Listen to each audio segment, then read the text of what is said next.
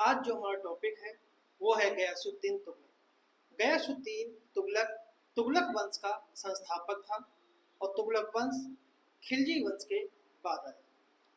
ठीक है, तो गयासुद्दीन तुगलक का कार्यकाल जो है वो 1320 से लेकर 1325 तक था। गयासुद्दीन तुगलक का जन्म जो है, ठीक है, वो निम्न कुल में हुआ था। गयासुद्दीन तुगलक का जन्म जो है वो निम्न कुल में हुआ था और उसके पिता जो हैं वो बलबन के तुर्की गुलाम थे और माता जो है वो पंजाब की एक जाटनी थी। गयासुद्दीन तुगलक ने जो अपना जीवन जो था वो साधारण सैनिक के रूप में प्रारंभ किया था। योग्यता के दम पर वह महत्वपूर्ण पदों पर पहुंचा। 1305 में गयासुद्दीन तुगलक को पंजाब का सूबेदार जो है वो अलाउद्दीन खिलजी ने बनाया और उस समय जो पंजाब की राजधानी थी वो दीपालपुर थी। उस समय पंजाब की राजधानी जो थी वो दीपालपुर थी और अलाउद्दीन खिलजी ने उसे सीमाओं की रक्षा का उत्तरदायित्व उसे सौंपा था। ठीक है, कहा जाता है कि लगभग 32 बार आक्रमणकारियों से टक्कर लेने के बाद उसे गाजी की उपाधि दी गई। जब 1316 में अलाउद्दीन खिलजी की मृत्यु हो गई, अलाउद्दीन खिलजी की, ठीक है, जब मृत्यु हो गई तो उसका पुत्र मुबारक शाह खिलजी शासक बना। मुबारक शाह खिलजी के शासनकाल में भी, ठीक है, मुबारक शाह खिलजी के शासनकाल में भी गयासुद्दीन तुगलक जो है वो महत्वपूर्ण पदों पर बना रहा। खिलजी वंश के अंतिम शासक खुसरो शाह, ठीक है, खुसरो शाह ने भी गयासुद्दीन तुगलक को हमेशा खुश रखने का प्रयास किया और गयासुद्दीन तुगलक को पंजाब का जो है वो स्थायी सूबेदार बना दिया। स्थायी सूबेदार, और स्थायी सूबेदार जो है वो खुसरो शाह ने तुगलक खिलजी वंश के अंतिम शासक थे, बना दिया। लेकिन गयासुद्दीन तुगलक और उसका बेटा जूना खां एक महत्वाकांक्षी व्यक्ति था और अपनी इस महत्वाकांक्षा के कारण ही उन्होंने खुसरो शाह के विरुद्ध विद्रोह किया और उसकी हत्या कर दी और विजेता के रूप में उन्होंने दिल्ली में प्रवेश किया। कहा यह भी जाता है कि गयासुद्दीन ने इस बात की भी जांच कराई कि यदि अलाउद्दीन का कोई वंशज जीवित है या नहीं। यदि अगर जीवित है तो दिल्ली का सिंहासन उसी के हाथों सौंप देना चाहिए। लेकिन यह कहना कठिन है, ठीक है, यह कहना कठिन है कि उसने यह जांच जो है ईमानदारी से करवाई या फिर सिर्फ जनता की सहानुभूति पाने के लिए। कुछ भी हो सकता है, लेकिन फिलहाल 8 सितंबर 1320 को गयासुद्दीन गयासुद्दीन तुगलक शाह गाजी के नाम से दिल्ली के सिंहासन पर बैठा और दिल्ली का पहला सुल्तान था जिसने गाजी की उपाधि धारण की। और गाजी का अर्थ होता है काफिरों का वध या काफिरों की हत्या।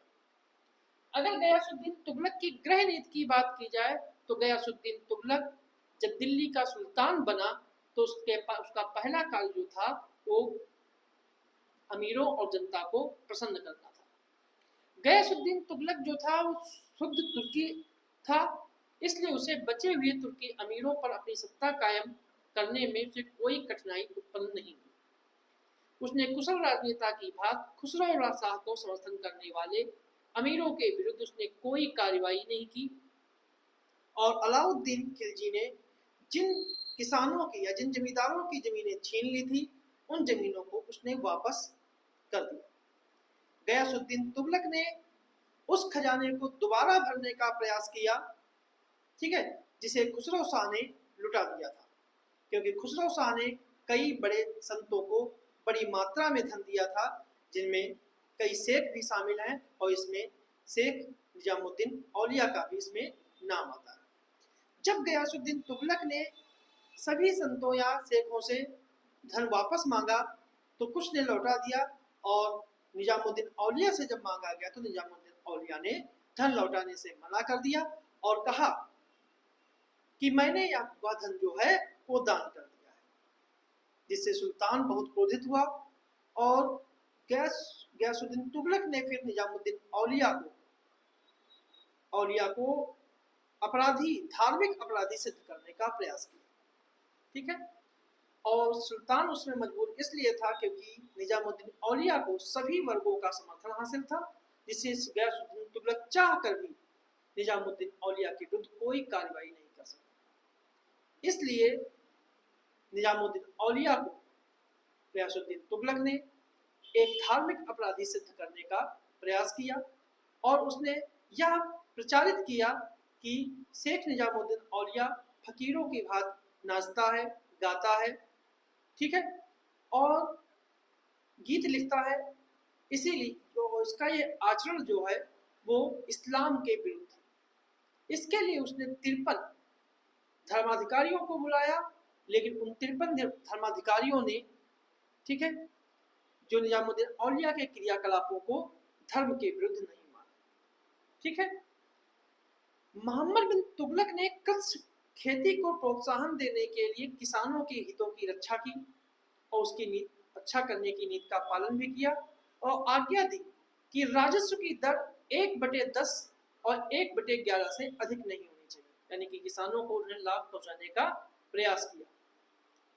और यह बढ़ोतरी जो है, जो 1/10 और 1/11 जो राजस्व की दर थी, जो उसकी बढ़ोतरी है, वो 1 साल में नहीं करनी चाहिए और राजस्व की दर को धीरे धीरे बढ़ाया जाना चाहिए। गयासुद्दीन तुगलक ने अलाउद्दीन खिलजी के पहले जो राजस्व व्यवस्था लागू थी उसी को दोबारा लागू करने का प्रयास किया। ठीक है, ताकि जनता को प्रसन्न रखा जा सके। ठीक है, जैसे कि अलाउद्दीन खिलजी से पहले, अलाउद्दीन खिलजी के शासनकाल के पहले एक जब नस्क प्रणाली चला करती थी, उस नस्क प्रणाली को गयासुद्दीन तुगलक ने पुनः शुरू किया। ठीक है, पुनः शुरू किया और नस्क प्रथा का राजस्व वसूलने वाले अधिकारियों को कमीशन नहीं दिया जाता था, बल्कि उन्हें जमीनें दी जाती थी।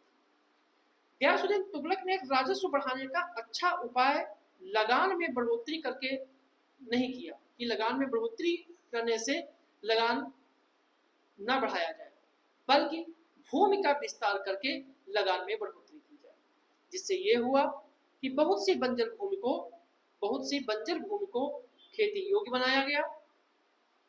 ठीक है, और कई उजड़े हुए गांव फिर से बसे, सिंचाई के लिए नहरें खोदी गई। ठीक है, और गयासुद्दीन तुगलक ने डाक व्यवस्था को भी दुरुस्त किया। ठीक है, और घुड़सवारों को समाचार ले जाने के लिए नियुक्त किया, जो राज्य भर में 2 से 3 मील की दूरी पर नियुक्त किए जाते थे। पहले वह 7 से 8 मील की दूरी तय करते थे, लेकिन गयासुद्दीन तुगलक के समय में वो 100 मील प्रतिदिन यात्रा करते थे। और अपने निजी जीवन में गयासुद्दीन एक कट्टर सुन्नी मुसलमान था और उसने अपने राज्य में शराब बेचने और बनाने पर प्रतिबंध लगाया। ठीक है, लेकिन उसने अपनी बहुसंख्यक जनता पर अत्याचार नहीं किया, लेकिन मूर्तियों और मंदिरों का विनाश जो है वो अवश्य किया। अगर हम बात करें गयासुद्दीन तुगलक की विदेश नीति, ये तो गयासुद्दीन तुगलक की गृह नीति थी। अगर गयासुद्दीन तुगलक की विदेश नीति की बात करें तो सबसे पहले इसकी आती है वारंगल विजय। गयासुद्दीन तुगलक की वारंगल विजय जो थी वो 1323 में। वारंगल पर आक्रमण गयासुद्दीन तुगलक जो किया था वो साम्राज्यवादी उसकी नीति की जानकारी मिलती है कि खुसरो शाह के शासनकाल में जिन राज्यों ने अपने आप को दिल्ली से मुक्त कर लिया था, उनको दिल्ली के अधीन लाना गयासुद्दीन तुगलक का मुख्य उद्देश्य था। उसमें वारंगल के राजा जो थे वो राजा प्रताप देव राय, ठीक है, ये उस समय राजा थे। उन्होंने दिल्ली से अपने संबंध को विच्छेद कर लिया। 1321 में गयासुद्दीन तुगलक ने अपने पुत्र जूना खां को उलूग खां की उपाधि देकर वारंगल पर आक्रमण करने के लिए भेजा। जूना खां ने राजा को इतना परेशान किया कि उसे संधि की बातचीत करनी पड़ी, लेकिन जूना खां बिना शर्त के आत्मसमर्पण कराना चाहता था, इसलिए उसने राजा के संधि प्रस्ताव को मना कर दिया। इसलिए प्रताप देव राय ने यातायात के मार्ग को काट दिए, जिससे जूना खां को दिल्ली से कोई समाचार प्राप्त पत्र नहीं मिल पा रहा और यह अफवाह फैल गई कि दिल्ली में गयासुद्दीन तुगलक की मृत्यु हो गई। तो जूना खां ने दमिश्क के कवि एक शेख थे जिनका नाम उबैद था, उन्होंने और उसके कुछ मित्रों ने जूना खां को सलाह दी कि दिल्ली वापस आना चाहिए और जूना खां दिल्ली वापस आया। ठीक है, लेकिन यहाँ आकर उसे पता चला कि पिता की मृत्यु का समाचार झूठा है और इस चीज को देखकर गयासुद्दीन तुगलक बहुत क्रोधित हुआ। इस भूल के लिए जूना खां ने गयासुद्दीन तुगलक से माफी की मांग की। जूना खां को तो माफ कर दिया, लेकिन उसके बाकी मित्रों को मृत्युदंड दिया गया। 1323 में फिर से गयासुद्दीन तुगलक ने जूना खां को भेजा वारंगल विजय करने के लिए और उसने 1323 में वारंगल विजय प्राप्त की और वापस आते समय 1323 में ही जूना खां ने उड़ीसा पर भी अधिकार किया। इसी प्रकार बंगाल विजय। बंगाल में उस समय गयासुद्दीन, शिहाबुद्दीन और नसीरुद्दीन, ये तीन भाइयों में सिंहासन का संघर्ष चल रहा था। गयासुद्दीन जो था पूर्वी बंगाल का सूबेदार था और उसने 1319 में शिहाबुद्दीन को हटाकर सिंहासन पर अधिकार कर लिया और तीसरा भाई नसीरुद्दीन भी बंगाल की गद्दी पर बैठना चाहता था और उसने दिल्ली के सुल्तान से सहायता मांगी और सुल्तान ने उसकी सहायता के प्रस्ताव को स्वीकार कर लिया और स्वयं बंगाल के लिए चल पड़ा। रास्ते में तिरहुत नामक स्थान पर गयासुद्दीन तुगलक की मुलाकात नसीरुद्दीन से होती है। दोनों ने गयासुद्दीन को पराजित किया और बंदी बना लिया और नसीरुद्दीन ने दिल्ली सल्तनत की अधीनता में बंगाल का शासक बना। और जब सुल्तान बंगाल में था तो उस समय अपने पुत्र जूना खां के व्यवहार के बारे में उसे सूचना मिली। कहा जाता है कि जूना खां ने दिल्ली में अपना एक अलग शक्तिशाली दल बना लिया था और निजामुद्दीन औलिया का शिष्य बन गया था।